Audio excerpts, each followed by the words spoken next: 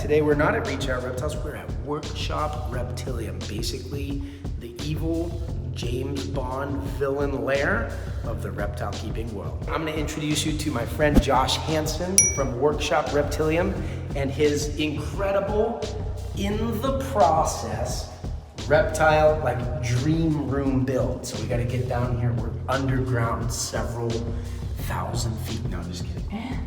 Let's meet Josh. Garrett, Ashley, welcome to my reptile room. Let's check it out, guys. Come on in. Good to see you. Good to see you.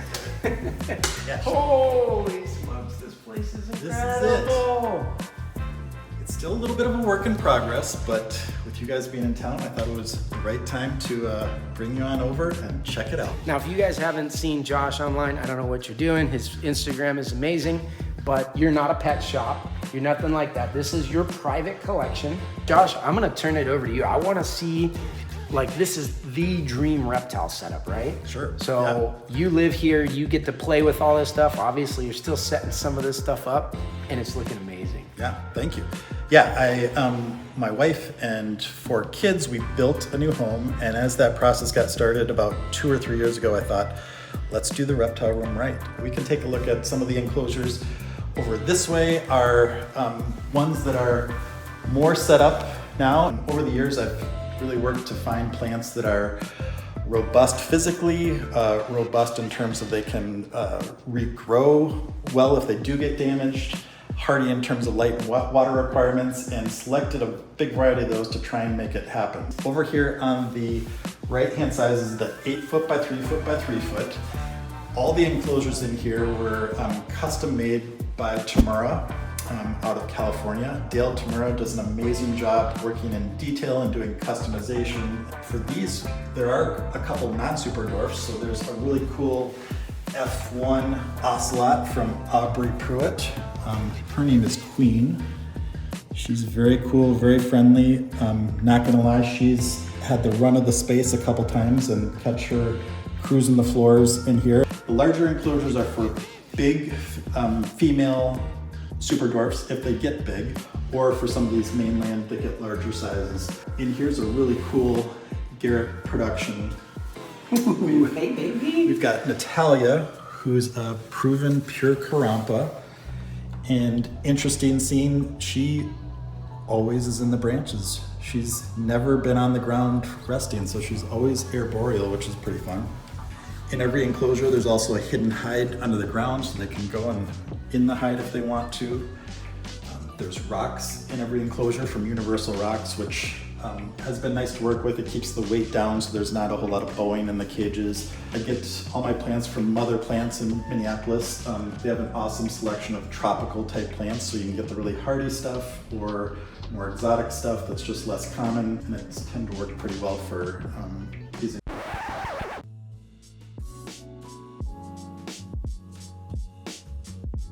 I'm Mickey with Mother Co Plants. Yeah, and I'm Ben, and we are super excited to have Garrett and his crew stop in today. We are Mother Co Plants in Minneapolis.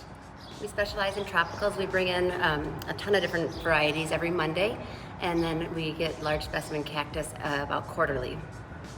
You can go to Shop Mother on Instagram or mother-plants.com. Yep, all the good info's on Instagram. We're updating new product, events we have. Giveaways. So check it out.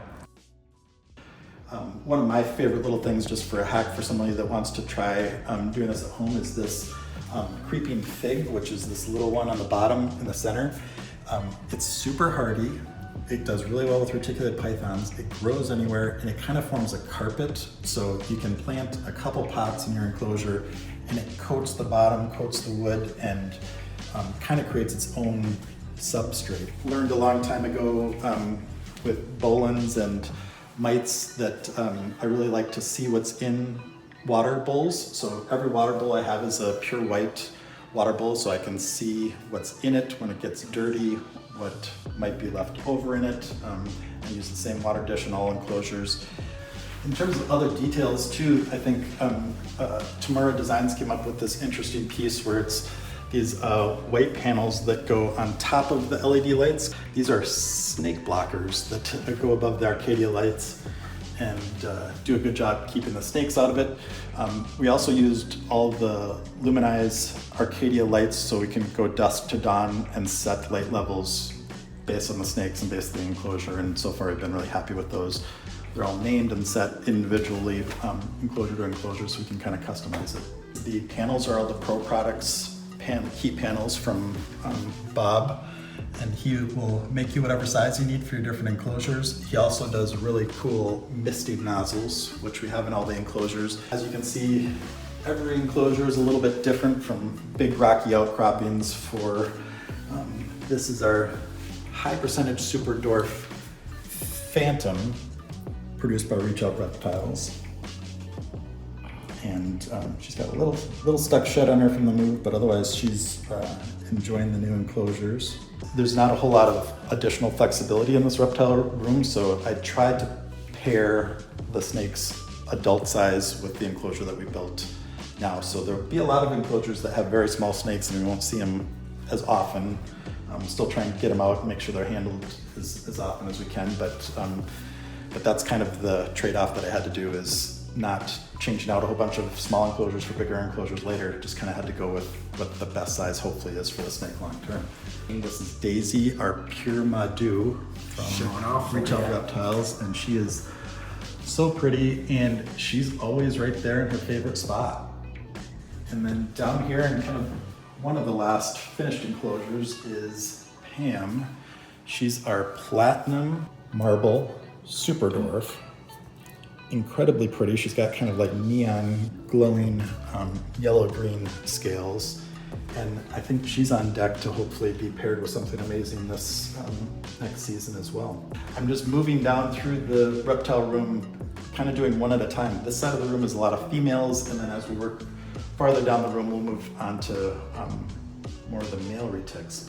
Down here we've got a non-retic. I've got a small handful of other snakes that are some of my favorites as just kind of more oddball pets, maybe sometimes a project, but if you maybe sneak the camera back here, we've got an albino green anaconda who's in shed.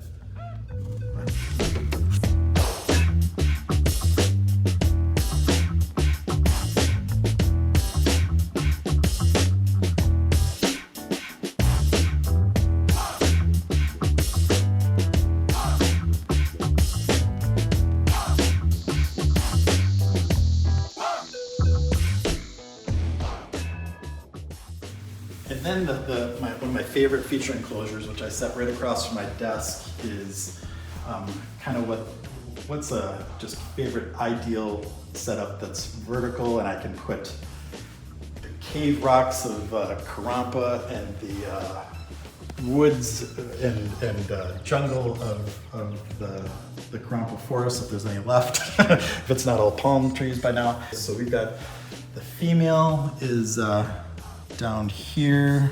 One unique thing we did with this enclosure was we're cohabiting. So we've got the male and female in here together. So given the space and the depth and multiple heating zones and multiple spaces to hide, we decided to give it a shot and see if we can cohab these two in one kind of retirement enclosure for them to hopefully live out a long, happy life in. One thing we did is tried to give them, as everyone talks about it, gradients for one snake. You have your hot zone to your cold zone, cooler zone. In this, we had to think about two snakes needing to be comfortable at all times. So we did a series of the Pro panels. On this side, we've got one which has both branching and rock basking area. We did a second one on the far opposite side of the enclosure. And then we did a mid area too. And this mid one is actually set a little bit higher, so it produces a nice gradient for any of these spots. And then if they really need some intense heat, they can go up to the two corners. So it basically created two huge gradients within one enclosure and tried to give them the space, and are giving it our best shot to see if we can make that happen. This centerpiece is a 1-inch thick piece of hardened acrylic that's what supports. There's no center brace on any enclosures in here. And then we've got the two large panels of sliding glass on either side. And then any enclosure in the space is nice too. We've got two sets of suction, and we can pop any of these out, clean both sides, pop them back in, switch them out if anything happens. So Dale and team really thought through everything on that too. And then with the rest of the room, you can kind of see the staging process that goes in place. So I ordered pretty much at kind of wholesale level a whole bunch of plants that I again thought would do really well with the reticulated pythons based on past experience and based on just doing some research. And so this area is set up so as I go through enclosures, my first step is doing branches and rocks, and then I move into putting in soil and hides. And then I go through and do plant selection and try and do a nice mix that'll hopefully work well for the retics. Males go over here, and then this is also the exercise gym in the center of the room a little bit. So put the snakes on this. They have explored up above the lights. They've tried to explore under the edges of the pots, but for the most part they stay on the enclosure or on the tree and have fun with this. Branches are from Tamura that I bought like 6 or 7 years ago. I think sourced them out of California. And then all the air plants are from Mother Plants in Minneapolis. Look at that thing. That's too pretty to let snakes run on it. They're a little sharp. Keeps them off of it a little bit. Hopefully, yeah. And then kind of last, not total least, is a little bit of the nursery rack. So this was an experiment that we worked on with Dale and his team. Did a great job coming up with what is a Cambro rack, largest size Cambro work, and they developed this from scratch, and it holds the large pieces. These slide right out for cleaning. Then they also have soft close hinges, so they always get pushed back an extra inch that you need. And then in here we have from Gary Schiavino, he's got some baby bolins, this little boy named Cash or Cashmere.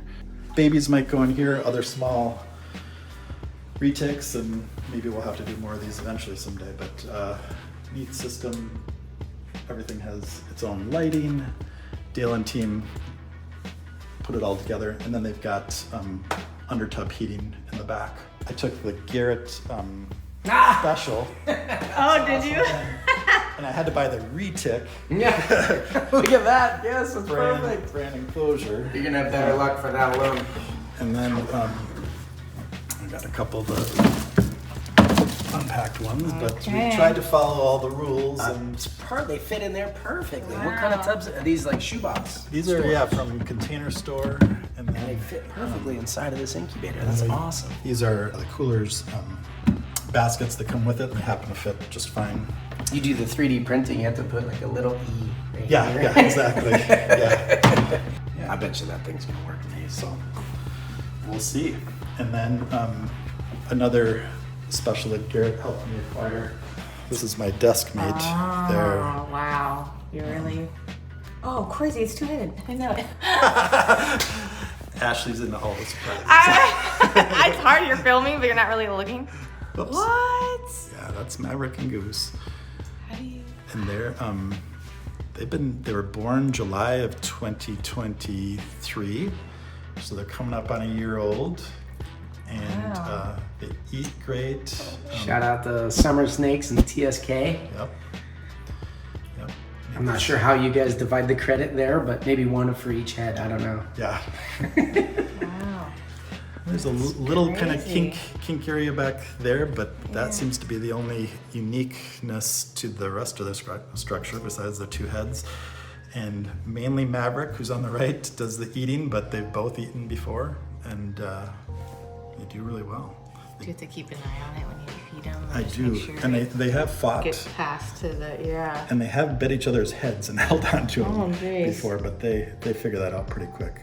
What was your initial reaction? Because like, oh, and they're like, wait, it has two heads. I just thought the coloring was cool. Like, I thought that's what made it special. And then it wasn't, because I'm just filming, so it wasn't until I gave you the phone that I actually looked. Okay, when you heard Josh talking about the shop, what he's talking about is workshop. So he actually does a lot of just creation of spaces and helping companies with that, called workshop like this. This place is incredible. He's actually helping us to do a but I wanted to show you a couple of things of what he's doing here. Yeah. Loves to surprise me.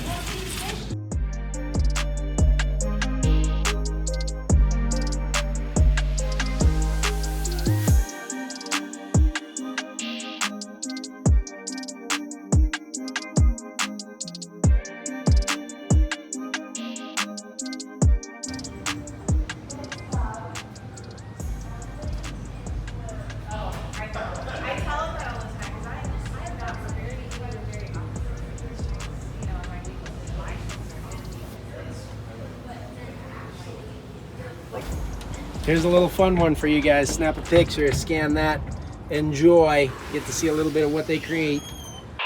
This is in the lower level of my house. My bedroom is actually directly above us. Actually, if you want to know my true routine is, I pull out my phone and I check the night cameras and can kind of see who's active, who's maybe in shed. Just check on those, and then I make my way out of bed and usually head down here early in the morning, and the dawn lights are just kind of coming on with the luminize, and take a tour starting with the females, go and make sure everyone's looking good, and also checking on the plants. Being that it's a relatively new space, just want to see how a night of heavy activity from a retic has impacted the enclosure. And I have not 100% transparency. I have not changed out one plant in this place yet. Everything you saw today is how it's been since day one. So there, I'd say for the most part, kind of 80-90% of the plants have been doing really well with the enclosures. And so I'm kind of still in that test stage. So I haven't really settled into a total routine, but I'm checking temps. I use sensor push on all the enclosures and make sure nothing's malfunctioning or nothing's going fully awry with anything, and that the design is keeping up. And I can both check all of my tech snake keeping stuff from my desktop, that being thermostats and temperature probes and misting schedules and that type of stuff. And then I can also just get my work done while keeping a view of the females in the room. Where does it go from here? We keep filling it up, and babies, maybe. Yes, Right? that would be awesome. I think it's set up really well to do it. I think you're gonna have a lot of fun. Now you're fully exposed. Oh boy. Yeah. Well, as they did in the 90s, you guys get the hell out of here. See ya, thanks for visiting. Peace.